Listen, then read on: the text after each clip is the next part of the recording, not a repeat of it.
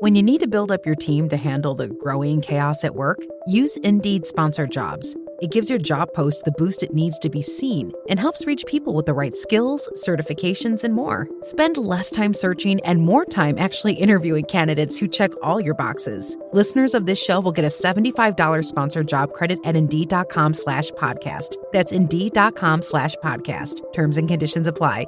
Need a hiring hero? This is a job for Indeed Sponsored Jobs. This episode is brought to you by San Pellegrino Ciao. A gift from Italy to your home. San Pellegrino Ciao is a flavored sparkling water made with real fruit juice, finished with a pinch of Sicilian salt for a perfectly balanced taste. So which flavor will you choose? Peach, lime, blood orange, cherry, or maybe the all-new limoncello? Crafted in Italy with 0 grams of added sugar. San Pellegrino Ciao. Buy it now. Magician, form the ultimate potion and confront Abaddon.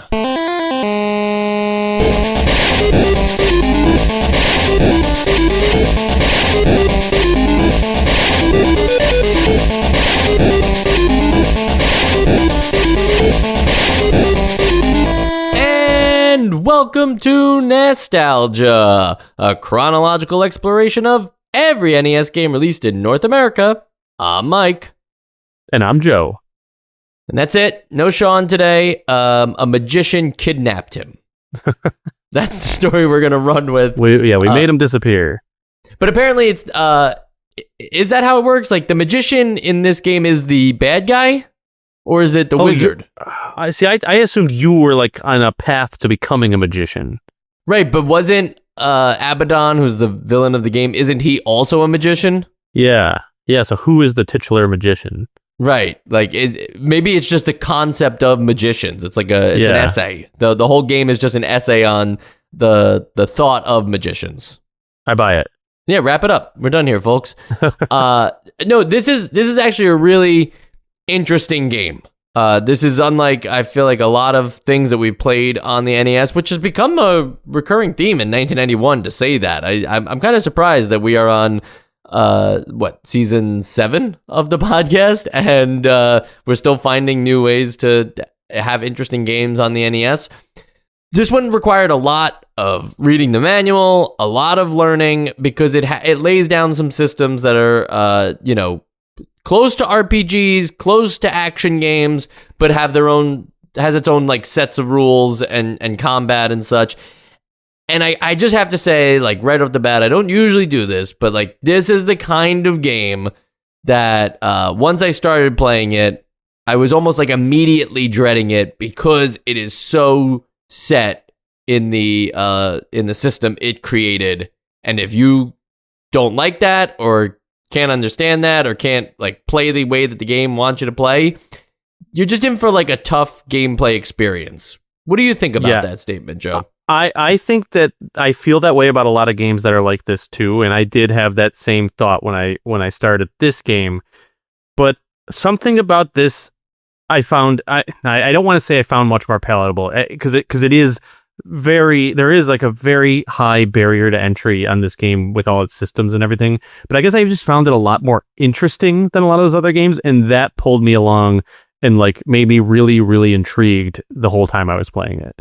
So you play as Paul, who is the last magician left standing in the land of Merlewood, and is that supposed to be like Hollywood and Merlin mixed together? Merlewood. I didn't take the Hollywood part of it, but I assumed it was Merlin based. But I think wood is often used as like the name of a fantastical land, as like I'm trying to think of one, but I'll come up with one. Okay. And as we mentioned, Abaddon is the evil, powerful magician, and he has wiped out all of the other magicians. So he's the big bad that you have to try and track down. And it would be really silly to boil the game down to something like that, because your adventure, your quest, is so much larger than just find Abaddon and kill him.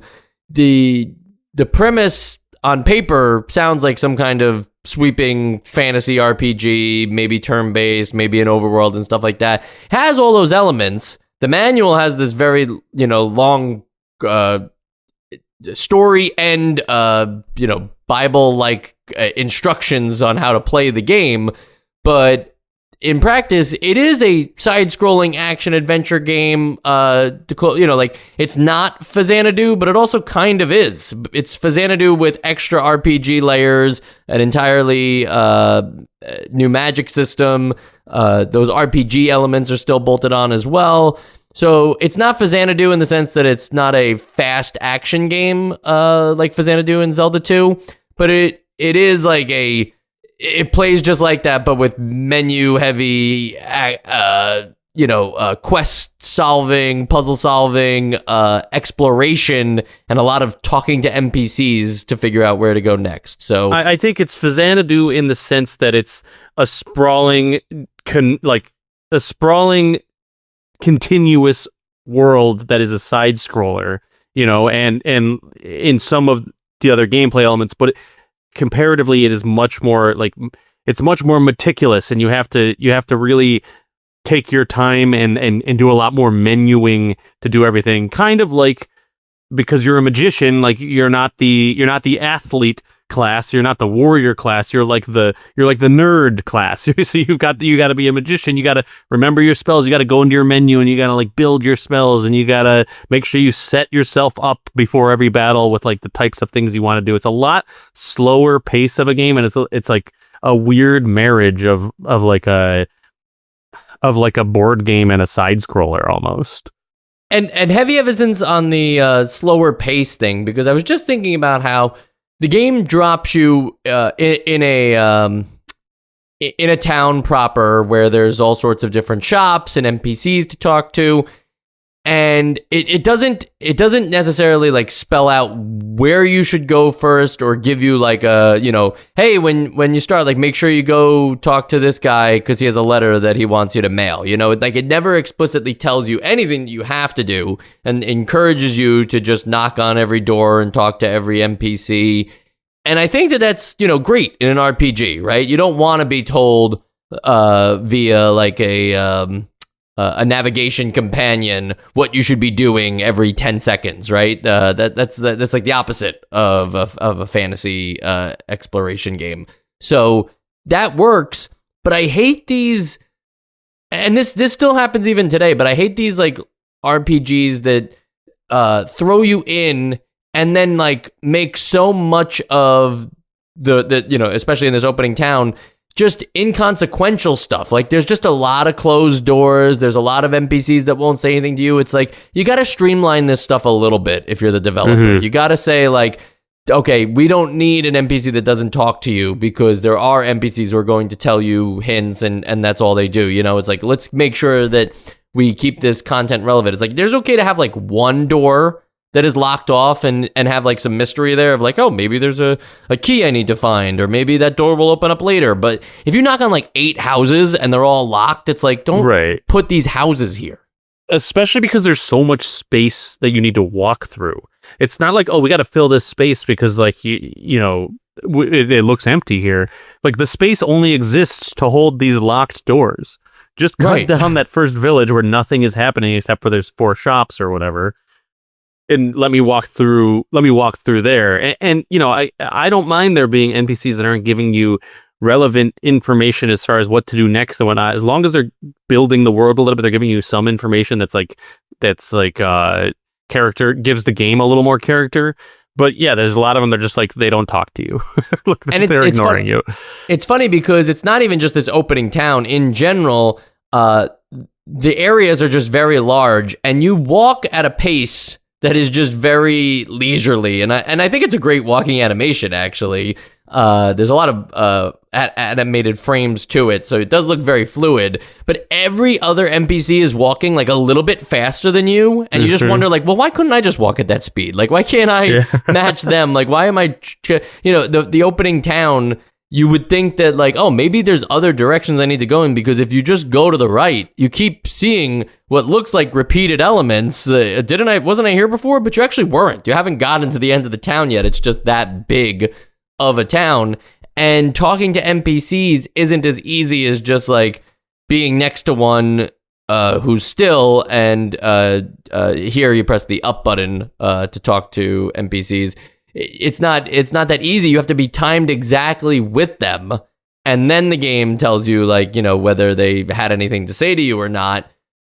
And that's not the only time that this ever-present like message screen that's at the bottom of the UI, it doesn't just give you messages when you do inputs. It also sometimes just like displays new world building information there, depending on like what you walk past. And so you kind of have to keep this. It's not hard to manage. I'm just throwing it out there. I'm making it sound maybe a little more grand than it is, but you do have to keep an eye on your messages screen, because it's not something you can pause and scroll back up through and be like, wait, what did that just say? Like, you don't have the ability to do that. So you do need to make sure that you're reading the messages that come up during gameplay. Yeah, but what I did appreciate about it was that as long as a new message doesn't appear, the last message is permanently displayed in that box.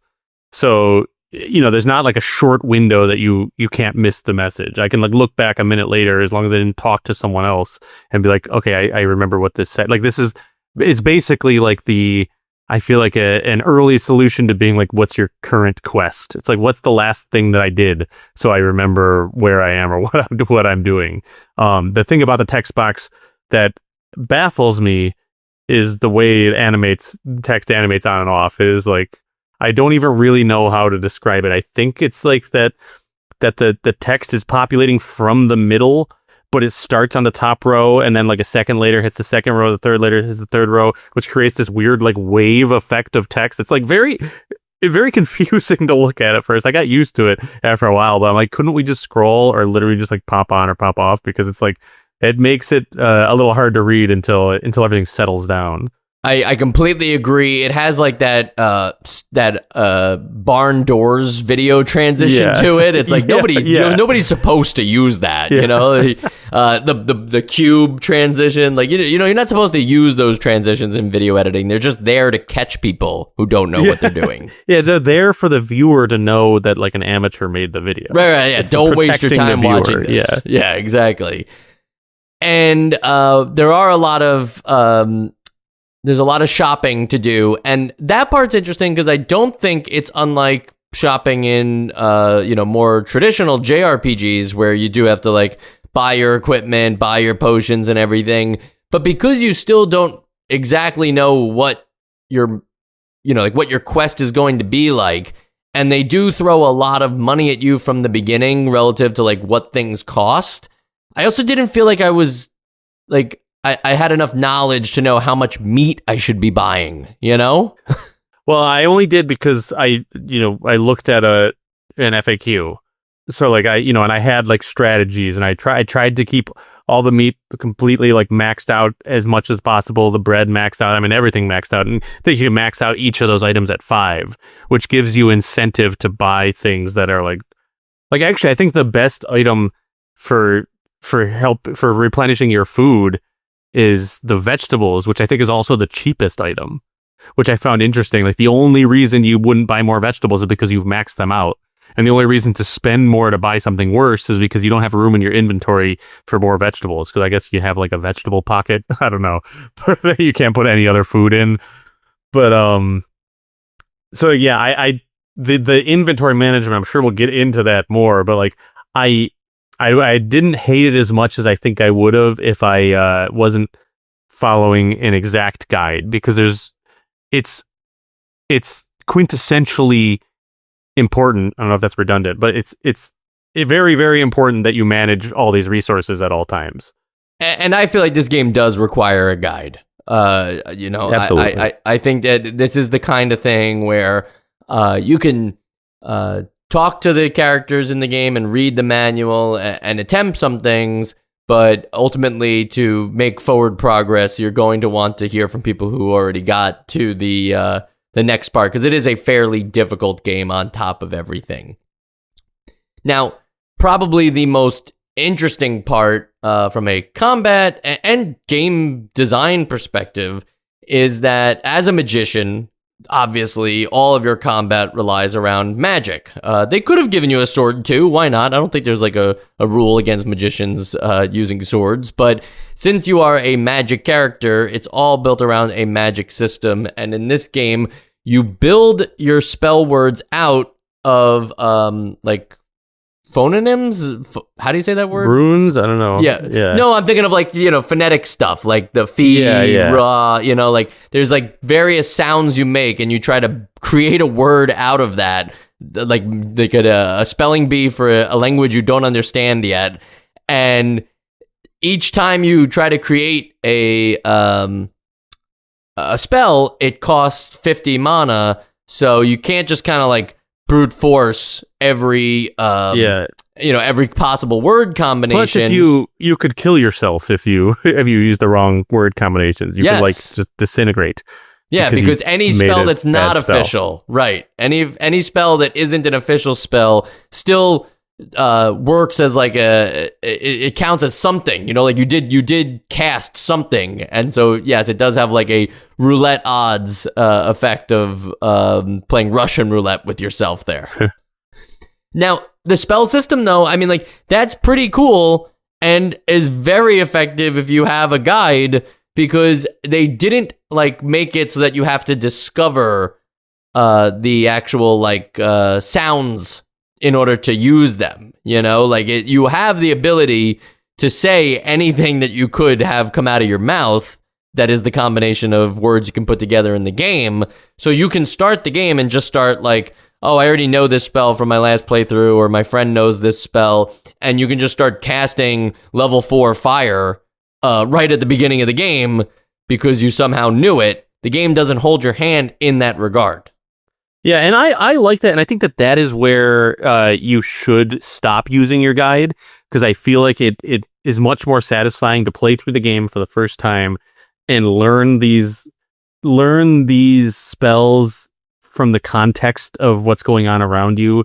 And sometimes people will, I think normally it's just people telling you what it is, or you'll find there's a scroll that will tell you things, but if you know that you can buy, that you can just automatically get the new spells, but also you can like hear it from NPCs, like this is the spell, then you got to go into your inventory and spell it out with the different runes that each have a different sound.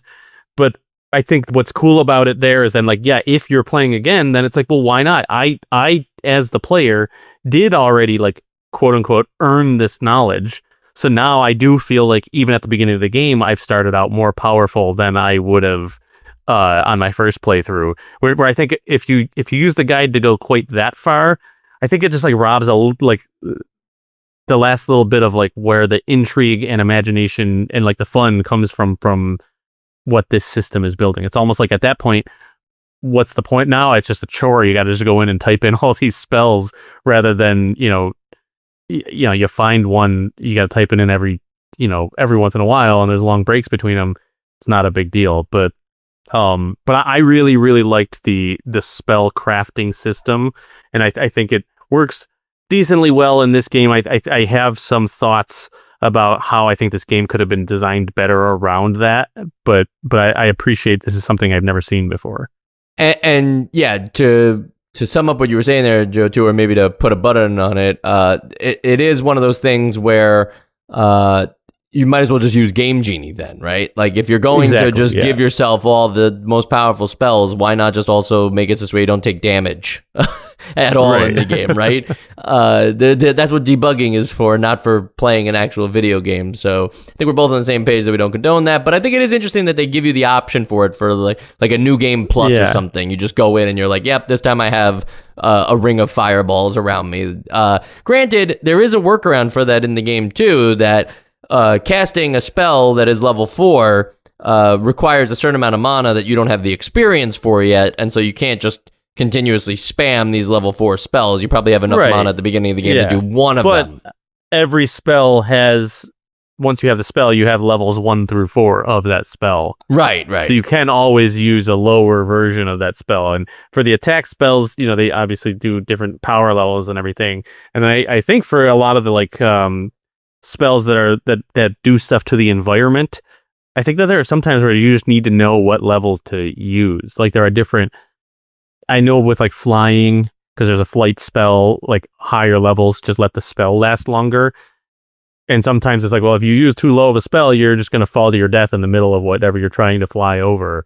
Which is weird because you don't know how long it is to fly over. Right. Which like encourages me to always use flight level 4, which wastes some mana. And I guess maybe that's the risk reward that they're trying to go for. Like, do you want to take the risk and try level 2? And how far do you think you got to go? But, usually you can't see that far ahead of you on the screen anyways. So, it seems like an idea that wasn't fully baked into the gameplay. But I think with the runes in general, or I'm sorry, the spells in general, like I do love the system. I just wish that the way you discover these spells, there was a little more variety in them. Like maybe have an enemy that shouts the spell as it shoots something at you, or like, and then you got to just see it on screen and be like, oh, I wonder if I can do that spell. Type it in, and like that's a cool moment. Maybe there's a little puzzle. Maybe this is getting a little crazy here for what this game is. Maybe there's a optional path you can go on. Maybe there's a cave you can go in, but you can also miss. And then inside there's the rune, the spell is written somewhere. Things like that. Like I think that is one of the things I think would have helped this system. I've got more. I'll sprinkle them in throughout the episode. Ooh, love it. Now, I did play a game last year that had a similar magic system, the kind that you had to assemble the. I'm just gonna say it. I think they're phonemes. I don't know if that's exactly how you say it, but this idea of putting a bunch of letters together to spell out a new word. And that game was Eternal Darkness, Sanity's Requiem on the GameCube. And I wasn't expecting it there either, and it was kind of interesting. But in that one, because it's in an ancient language, you have to, by playing the game, you have to like uncover those phonemes that you don't know yet. And that's how you like take them back with you to the modern day, because it's also like a time travel game where you play through past lives and stuff.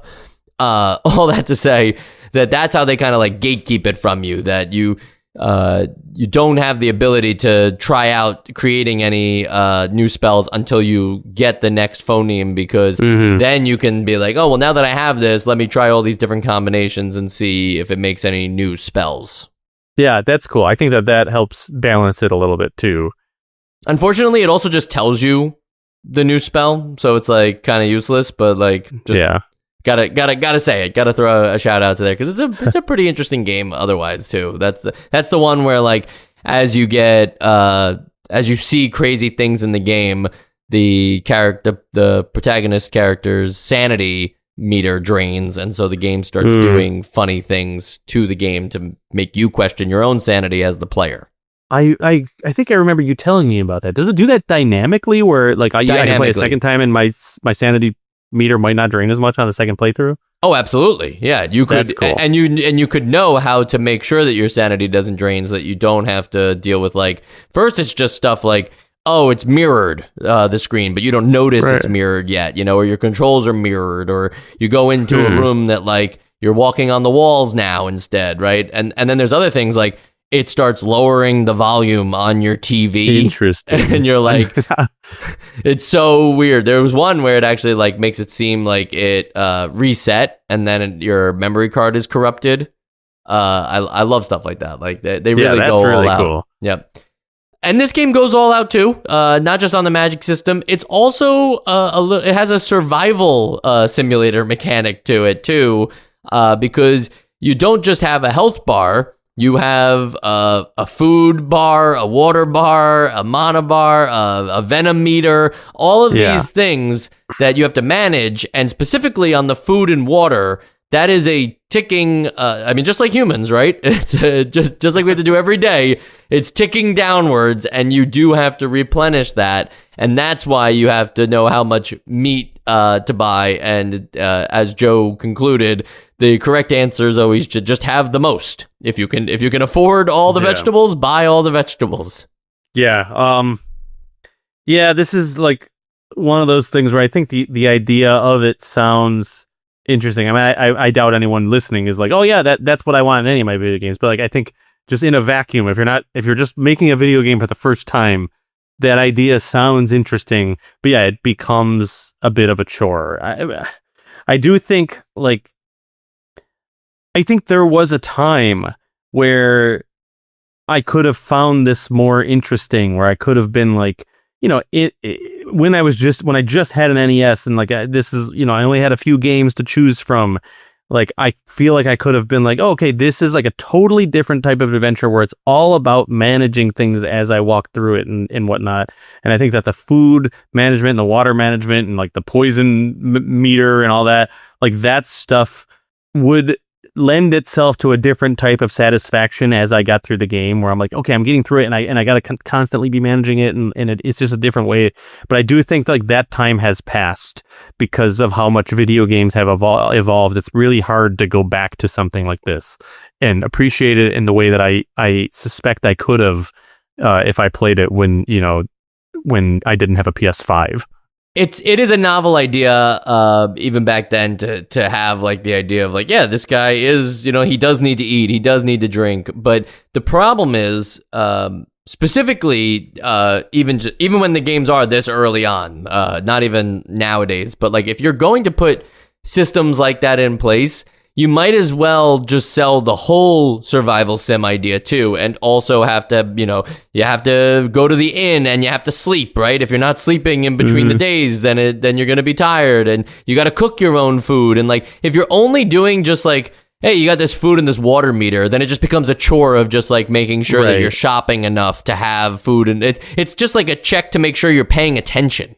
Right. Yeah. And just, I guess there are like some things that make, like, I think like that make your hunger go up more quickly. There are some like, I guess, payoffs or trade-offs rather, where like, there's a meditate spell that you can use later to earn mana back, but it makes you hungrier and thirstier. So it's like there are few and far between, but like some utility to these things other than just like keep paying attention, make sure you keep feeding your character.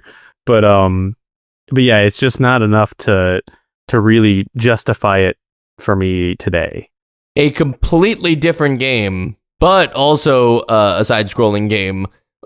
We had a hunger system in Adventure Island 2 very recently, where you always have to be eating or else you'll die.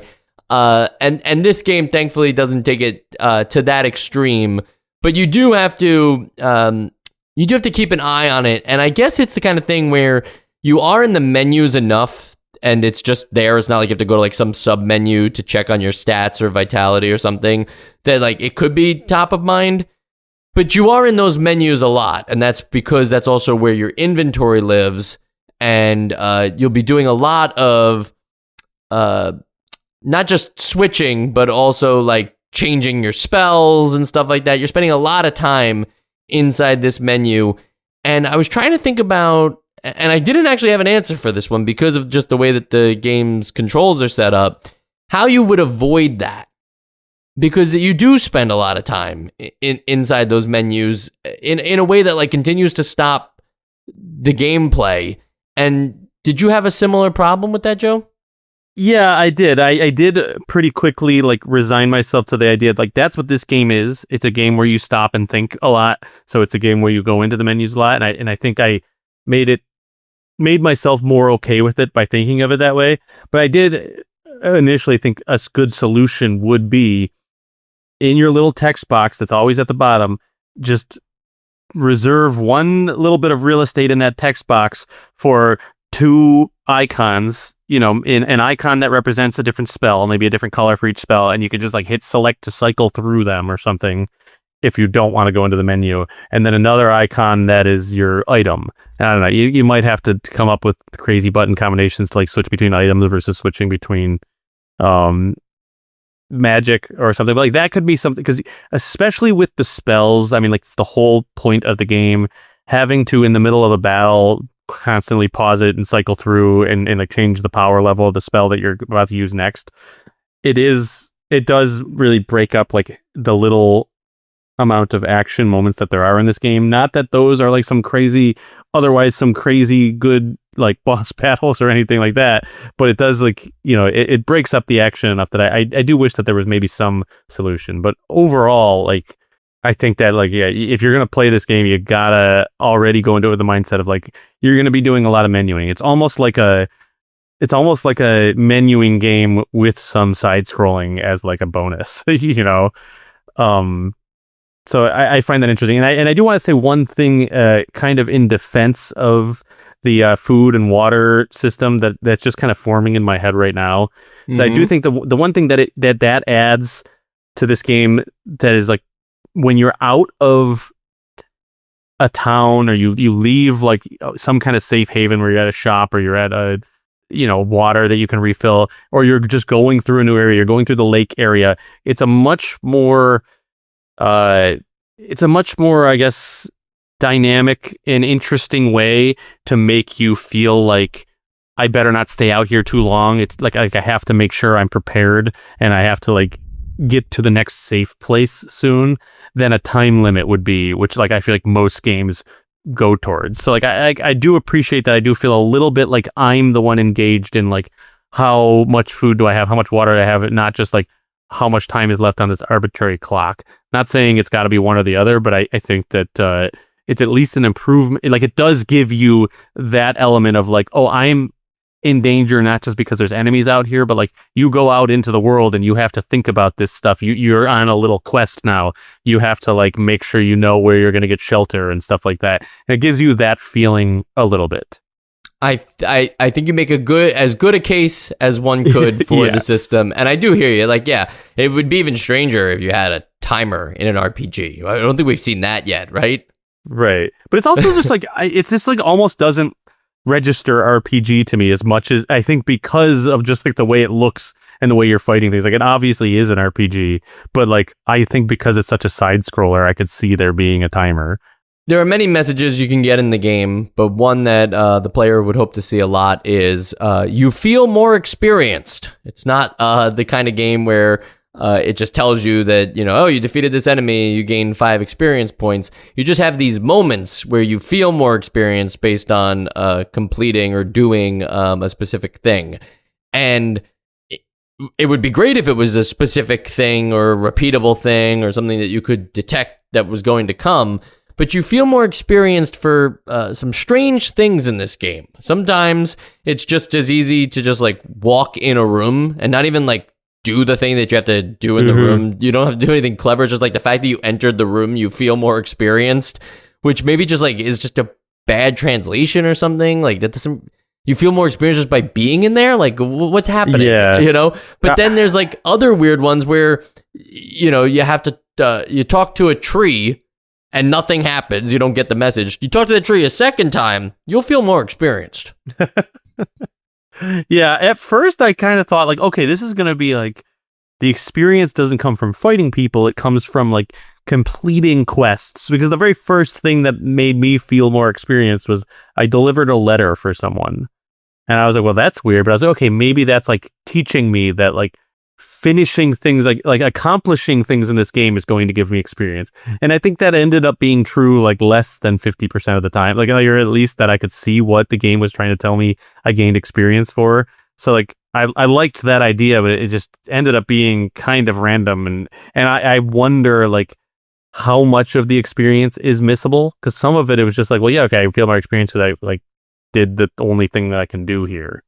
So I don't know, a little bit of a weird system, but that like kind of ties into one of my other things that I'll sprinkle in now as to what I think could have been done differently to make this spell system work better in the game, where if I'm going to feel more experience from doing these random things, but everything is on this straight line path. And I don't mean like, oh, this shouldn't be this needs to be a 3D game where you can walk in any direction, but like there's nothing optional to do in this game, which is fine for most games. But if you're going to have a system where, you're earning experience by doing these things, I would like there to be like, oh, on a second playthrough, like I can get like really powerful because I can do all these extra things. But more importantly, I think having like a couple of branching paths or maybe like a quote unquote side quest. And, I'm using that term pretty liberally. I think that like it doesn't even have to be like a big side quest, but somewhere else you can go that you don't have to go. That maybe you'll discover a new spell, or maybe there'll be some reason to use a spell that you discovered that's not just like you got this spell and there's really only one time to use it and you're going to run into it because we programmed the game that way. That almost makes the fact that you're building this whole book of all these spells kind of arbitrary. It's just like, yeah, you just get all these things as you go, and there will be the time that we plan for you to use this will come up. Whereas like, I think of like it's silly to compare it, but this game made me think of Skyrim a lot. Anytime I've played Skyrim, I've always been some sort of mage in some way. And I do think it is cool that you can get these spells and you can go anywhere in the world. And sometimes these spells will work on something, that you didn't need to go to. Or maybe even a better example is Baldur's Gate, where you can go do these quests, use these spells in ways that you're thinking of creatively. And all I guess I'm asking for from this game is like just a small fraction of that type of freedom, where it's just like, yeah, I get all these spells and I'd like to be able to go do something unique with like a spell that I feel like I discovered that I could have missed. Does that make any sense? It does, and I will tell you, in case you don't know, the worst part about there being nothing optional in the game's mind, optional about like the game that you're playing, is that there is the opportunity to beat this game, and if you didn't get the max stats, you get the bad ending instead. So the only way to get the good ending is to do everything that the game intended for you to do. Yeah, well, that's so often something that like we see too. Like it's such a like, I guess, red mark on the game too, where it's just like anytime that there's something, I think there's something like really, really early on in this game that you have to do, or else you're not going to beat it. Am I? Is that with the dragon's egg thing? Yeah, something like that. I don't think I even did it in my game. I didn't beat the game, but when I was watching a walkthrough afterwards, I was like, oh great, even if I got to the end, I wouldn't have beaten it.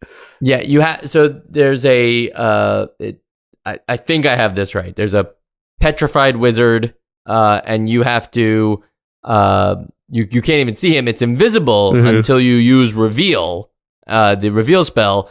So first you have to find the reveal scroll, which is hidden by searching a hole in a tree trunk. So you have to know to do that. That same tree trunk also hands you the dragon egg, so you have to make sure you do it. But you could theoretically not do that, and then get to a part where you need the dragon egg later, and I think potentially soft lock yourself out of the game because you don't have you don't have a way to get back to these previous stages, if we can call them stages. Yeah, and I think also that magician, once you reveal him, he's petrified. You then have to use another spell to wake him up. Yeah, you have to use the wakey. Yeah. Which, I mean, that's cool. And I would like more of that stuff in an optional area so I can feel like I discovered something rather than like, okay, the game obviously wants me to do something here. Yeah. And then just to go back to those endings for a second, it is strange that it's not necessarily a bad ending. It's not like, you defeated Abaddon, but the villagers are dead. It's just like, hey, you defeated Abaddon, but actually you suck. It says at the ending screen, you've done very well, but only a real magician could see the conclusion of this story. And so if you're a real magician, you get the, you've done very well, but a real magician could beat an even tougher challenge. Maybe you should try again. And so you have to beat the entire game a second time under a harder difficulty. And instead of doing very well, now you've done great. You must really be a magician. But to make sure, why not give it one more try? Oh my God. I knew about the second time. I didn't know there was a third time you had to do it. Third time, and the third time it tells you, and keep in mind, everything else about the ending is the same. So this is just kind of like the meta moment where it talks to the player, so it's absolutely not worth it as a clear condition unless you really love this game. You are a truly great player. You have come so far. You've really earned the rank of magician. Thanks for playing, and see you again in future Eurocom Taxon games. Now, there's no actual different like ending other than that text with like what happens to Abaddon or anything? Just that text, but you don't get the the other part of the good endings is when you're on that you're in like the mountains and you're looking out at the sunset. You don't get that in the bad ending. You just get the kind of like, you return home, Your girl's with you and everything, and it just says you've done really well, but you haven't seen the conclusion. The conclusion is at the sunset. Meanwhile, on a faraway mountaintop, Abaddon finally succumbs to his terrible wounds. His body slumps slowly to the ground and rests, waiting. Yeah, and that is where I thought there would be something different in, like, I guess, the third time you beat it, because I thought the waiting was, like, a clever way to get the loop where it's like he rests, but he's not dead, and he's about to come back. He's waiting. It's so strange. He shouldn't be waiting in the third one. Yeah, in the third one, okay, now you killed him. Right. But is there... I don't know if you know this, but like, is there anything different? I know it's more difficult the second, and I'm assuming even more difficult the third time you play it.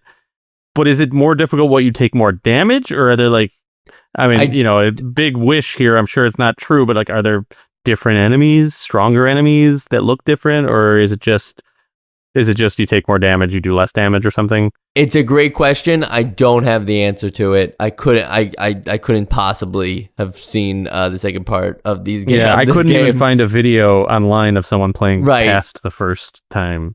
I just have to imagine you just take more damage. Yeah. Which sucks. Yeah, because that feels like, well, wait a minute. I just became like a powerful wizard. Right. I should. If anything, why am I doing worse now? Right. Yeah. I should be mopping the floor with these guys. Right. I mentioned this is a Eurocom game. Allegedly, because this is Eurocom's very first game, they claim to have it was just 3 guys and a barn, and they made the game working out of a barn. We always hear about like tech guys making things in like their garages, Yeah, right. Apple, but usually garages at least have like electrical hookups. Right? Yeah. It's like what were they working with? The games were running on hay, like yeah. But they're a British studio, and that's the story they're sticking to. They did it in a barn. And the only other thing that's kind of funny here is that this was Eurocom's very first game, but it was also one of the last games Taxan published. So first for one studio, near last for the other. Huh.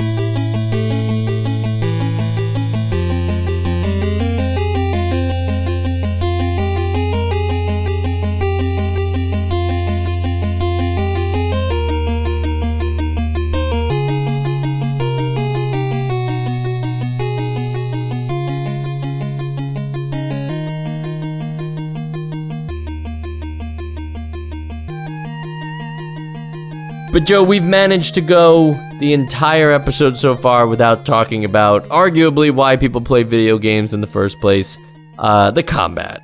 Yeah, that's actually crazy. I didn't realize we haven't talked about the combat. The combat, because it's how you interact with anything else in this game other than through menuing. So once you've done all the menuing and now you need to fight these enemies, I have to say, from the very first encounter, which, by the way, so rude to put the first violent enemy in this game inside the town with you. Yeah, I thought we had something here. I thought we were like part of like a civilization. I didn't know we were with barbarians. But this guy just starts attacking you. So you learn the fire spell as the first spell, and I casted it, and I was like, okay, let the battle begin. Like, I'm gonna set this guy on fire. And I was kind of dumbfounded by what the result of the combat was. It is just a projectile spamming match between you and every enemy in this game. Every enemy in this game also works on projectiles.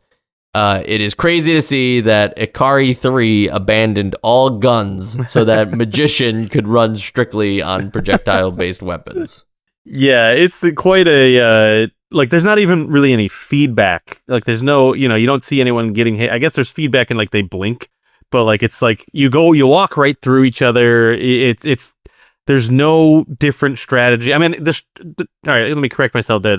There is different strategy in, like, the setting up which spells you use before each battle. But once you're in the battles, it is always exactly what you described. It's button mash the projectile of your choice and like stay far enough away from them so they're not hitting you if they don't have a projectile. It's not ideal, and I guess I know that they're not trying to be the action hero where you're like using a sword and shield and attacking, and it's more again about like you're thinking about what to do, but like there could be some level of feedback happening while you're fighting someone. And it even in that first encounter and every other encounter afterwards too, I felt like I had taken so many shots that I was like, oh, I'm probably gonna die soon. Like I was surprised at how tanky Paul can be for just like a regular dude. Yeah, and I think you start with 100% health, and it really does like, go down in increments that can be as small as 1%, and bigger than that too. But it takes a long time to lose your health, and I like that about it. Oh yeah, no, it's necessary, right? Yeah, and it's one of the things that you're managing is your health. But I think we also didn't talk about that 4 of the spells are shield spells that shield you against different types of attack. Or like if your power shield spell is at 100%, like any power, like fire projectile will just basically bounce right off of you. And same with like if your venom shield is at 100%, like you just can't get poisoned until it reaches 0, and then your health will start going down. I think that's a cool thing too, but it's bittersweet because it's a bunch of cool ways to make sure that you're protected against all these different things. It's also 4 more numbers you need to manage at all times. So this game basically needs to sue Eternal Darkness for plagiarism, because I forgot about those shields because we haven't talked about them yet. And it's true that like those same shields are also in Eternal Darkness. And it's kind of crazy that like, you have to use them to basically like, it's a color-coded thing. Like if the enemy's green, then you use red barriers, and then they can't like enter that zone. So it like helps you. It's not like that here necessarily, but it does help to your point, like counterbalance against the enemy's attacks. Maybe Eternal Darkness was also made in a barn. Maybe it's just like a byproduct of being made in a barn is shield management. Yeah, they went to that barn, they didn't even realize it, and they found the game code, and they were like, same barn. Yeah, that's a good point, though, about the shields. So there's attack spells, there's shield spells, and then we've talked about a few of these, reveal, wakey, and Joe mentioned the flight earlier. There are these utility spells. And I do like the meditate one, both for the animation, too, of just, like, learning a spell that powerful and then, like, being able to levitate in the air in a, legs crossed position. And now you can recover your mana faster, albeit by taking on, by rushing through your food and water quicker. But then there's also like some other spells here, the Iron Boots thing that's like, it's very like one puzzle. It's a one note thing. Right. There's a specific puzzle where you have to use the Iron Boots so that I think it's on a bridge, so that the bridge will crash. You'll crash through the bridge rather and get to the next location. Yeah. For that one specifically, there is, I think, one more time to use the Iron Boots. It's like towards the end, you start like floating up towards spikes. It's like a trap, I guess. Okay. Unless I had the fly spell activated, but either way, I used the Iron Boots to fall down. I guess my point was more just that they are... The spells are only something that's useful for puzzle solving, unlike some of the other ones that are more useful just like in the game, like flight is something that you can also use for platforming. The Iron Boots could have been something that was not just like for a specific puzzle of like, now I got to use these so I'm heavier. Yes, exactly. Yeah. And that's what I wish. Yeah. It's like they built this whole spell set that's like really cool. I mean, honestly, there's like a lot more spells than in a lot of modern games that have spells. Like, but there's just, they didn't build the world around it to make those spells useful in many situations. I mean, even the jump spell, I think I only needed to use one time because it was a time I couldn't use the fly spell. Like it's almost like they deliberately made a zone where if you use the fly spell, you'll get struck by lightning, so you'll use the jump spell. Because otherwise, I'm like, why would I use this? I can just fly. And maybe the last of the things that we haven't talked about yet that are buried in this game's menuing, you can save in this game. It does have a battery inside of it, so you don't have to like memorize passwords or whatever. But you have a limited amount of saves in the game. Yeah. And it's not like 3, so you're not screwed. But I just can't think about like what are they worried about here? Like Right. you get 15 across 4 different slots, so 60 total saves. But why? Why like who's deciding to limit the amount of times you can save in a game? I've never seen or heard of that. Like it's not, and then when I first was looking at the guide and it was telling me like about these save slots, I was like, okay, you can save only so many files. Nope, you can only save so many times and then you're done saving.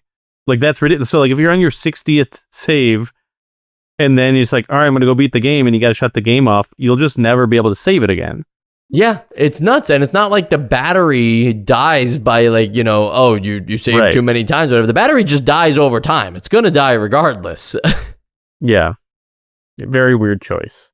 It's almost treated like save as a spell or an item that is like used in game. Yeah, which I guess like would be fine if save costed. Oh my god, what grade am I in? If save costs mana, then it would make sense, right? Like, oh, that's an interesting trade-off. Yeah. Like, you have to make sure you have enough to be able to cast a save. Right. That's a good workaround. But to, like, say, like, hey, and just so you know, you only got, like, 7 left. It's like, well, why? Why do I only have 7 left? Yeah. Yeah, I don't understand the thought process behind that at all. Now, I've got something that I do need to bring up that I think is maybe my favorite part of this game. Okay. Any guesses? Favorite part of this game? I hope it's favorite not element. Okay, I hope it has nothing to do with the pause. No, the pause is like nothing, right? The pause is a nothing. There's no feedback at all. No. Right, you wouldn't even know. Is it the music? The music. Sorry, I spoiled it. No, the that's music fine. in this game may be my favorite NES music we've ever had. Oh, wow. And I can't pretend that there isn't a little bit of like nostalgia bias to me because I know most of these songs. How do you know these songs? I don't know. Like, someone out there is going to know what I'm talking about. Maybe a lot of people will. I don't know how popular this thing was, but there was an emulator that I downloaded when I first was discovering emulators. Like, I was like, just got my first laptop. I was just out of high school, and I'm like, oh, cool, an emulator, and it came with it was considered, I guess, a tech demo. It was called the CMC 80s tech demo. Okay. And this demo, all it was like pixels on a screen. It was just sprites on a screen kind of floating around in an interesting way. And at the bottom of the screen, like a winter weather advisory scrolling horizontally across the screen, was this whole monologue from, I guess, the guy who created this demo. And it starts out with like, oh, like you guys are all here to see the 80s stuff. It starts out kind of like hyped up. And then it slowly gets into like what made video games in the 80s, NES games, magical for them. And then it goes into this whole like nostalgic story about like waking up in the 80s and being like, oh, like things are simple and we can play games. And the music is there's like, I think there's like 10 different tracks that play throughout this whole demo. Or at least there's 2 that played like definitely. And then there's a bunch more that later on you can cycle through as it's playing. And I swear, I want to say like 5 or 6 of them are from this game. Like the music when you first start the game, the music in the first town, and like for some reason this tech demo has just like stuck in my soul since I first saw it. Wow! So like when I booted up this game and I was like, oh my god, this is what that music is from, and it really blew my mind. But I do think the music is just like really beautiful music in this game. It's funny because I wouldn't have guessed that because we talk about music so rarely on this podcast, but I will concede that like the whole soundtrack is a very full sound, you know? It's not like It's just doing like very high pitched things. Like everything has a spectrum of like high and low sounds. There's like a good if it's possible, I'm listening to it, I'm playing these games with headphones on, has like a bass to it, you know, that like I'm sure wouldn't have been picked up on like a CRT back in the day, but like sounds really nice. So it is very full in that regard. I'm glad you didn't let me keep guessing though, because I was worried that you were going to say that your favorite part of the game was those like little like top down parts of the dungeons where you have to like click on you have to click to reveal new tiles. I would have liked those more if they were actual puzzles and not just like trial and error machines. Yes. But that's what they are. Are you surprised that there's no Magician 2? There's no sequel to Magic? I'm not surprised. I think that, and you know what? I'm happy. I think that I like that this lives as this like one-off random thing that is just kind of a weird anomaly. And it did get a surprising second life. In 2012, one of the three original developers, Chris Shrigley, released the full source code to the game as public educational use to learn from. So you can now basically take this code and rerun it or whatever, or look at it, and it I'm not saying that there's anything to learn from it for modern game making, but it is always neat to see, especially for the NES, original game code. Just like it's never surprising that the episodes end with the essential games list. Joe. I think this game, it's already starting to take a special place in my heart. I have to admit. I think it's a really unique experience, and I really do mean what I said earlier. I think that like if I played it at a certain time in my life, despite all its flaws, I could have gotten really into it. I could find like a very specific type of satisfaction in getting through this game when there's all these ways that you can kind of die. There's all these cheap ways that you can fail. But like there's just something really cool to me about the way that you go through this game and learn spells and things like that. And I think that like I have this strange fascination with it. And I will admit that the nostalgic music for me is doing a lot of the heavy lifting there. But I think in the end, as much as I wish that this was an essential game, it's just not. It's just got too many things wrong with it. There's too many things they could have done way better. And I think that like the system that they made is really, really cool, but I really wish that the world that they made fit the system. And I keep harping on that point, but I think that really brings it down.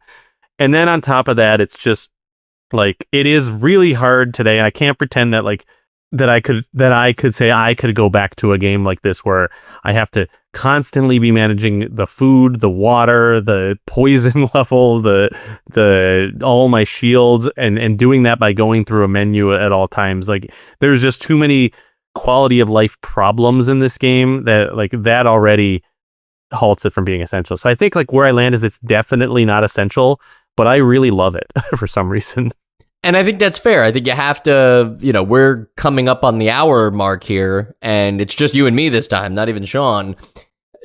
Lately, we've been talking about some games that may be on par, some worse, some better than Magician, that have only gone to like 25 minutes. Like we talk about them and they're done. There's no doubt that there is a lot to dive into with Magician and a lot to break down, and on paper a lot of this stuff sounds really cool, and some of it is pulled off well. The writing your own spells thing is definitely unique and interesting in this game, and can be rewarding if you don't just look up all the spells at the beginning of the game.